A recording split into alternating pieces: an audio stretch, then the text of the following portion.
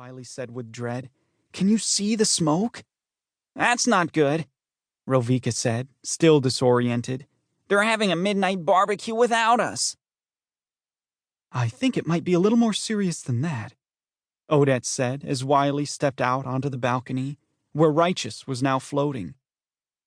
Wily looked over the edge to see that Privid was on his horse, alongside a dozen knights of the Golden Sun, their well-polished armor sparkling in the glow of the half-moon's light. Moshel, the mouthless moss golem, stood nearby, a swarm of fireflies buzzing around his head. The knights and golem appeared ready for travel. "Do you know what happened?" Wily shouted down to Privid. "The prisonauts' outer wall was blasted open," Privid replied. "All the cavern mages and oglodites that marched with Stalag are escaping." "That's right," a young prison guard said.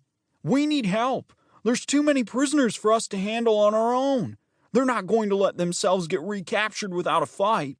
"And my father?" Wily said with rising concern. "Did he escape too?" "That's what we're going to find out," Privid said with a very worried look. "Hurry down. If they get too far, we'll never find them." "Moshel!" Odette shouted to get the moss golem's attention. She then made a series of quick hand gestures. Wily was getting better at translating sign language. He had been training himself in the silent form of communication so that he could understand what Moshel was saying, without Odette or Privid having to translate for him.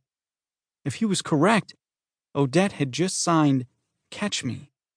Wily's eyes went wide as Odette took a few steps back and sprinted for the stone railing that encircled the balcony.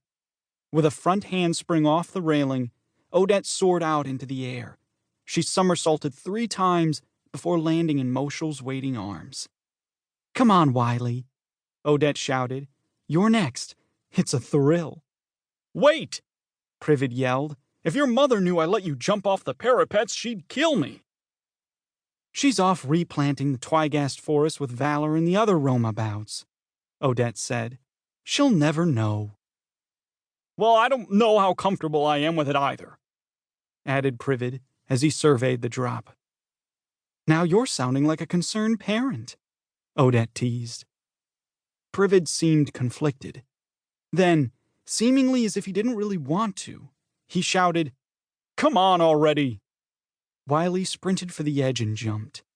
He hoped dearly that he wasn't making a very big mistake. He dropped through the air and into Moshel's mossy fingers. Rovika cupped her hands around her mouth and shouted down to Wily. "Go without me," the hobgoblet said. "I have to go to the kitchen first." "I love her," Odette said to Wily, "but sometimes she thinks too much with her stomach." As his horse's hooves pounded against the gravel path, Wily thought about the last time he had visited with his father. He had gone to him with questions about a statue that had been stolen from Stilt Village, one that had turned out to be a key part in Stalag's plan to find enough Neckonite to build an enormous, unbreakable golem. During that discussion, his father had tried to escape, and it was through sheer luck that he had been prevented from doing so. Tonight, they might not be so lucky again.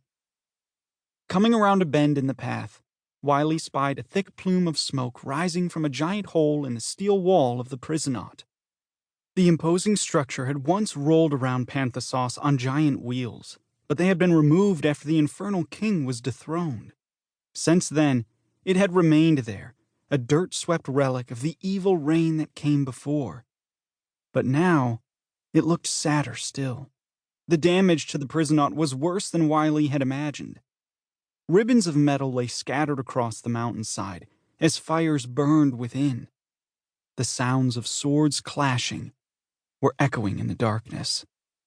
"Only the spiked tail of Palajax, the great lair beast, is capable of this level of destruction," Odette said as she rode alongside Wily. "Or the spell of a very powerful cavern mage," Wily said. "Or more likely, many cavern mages working together."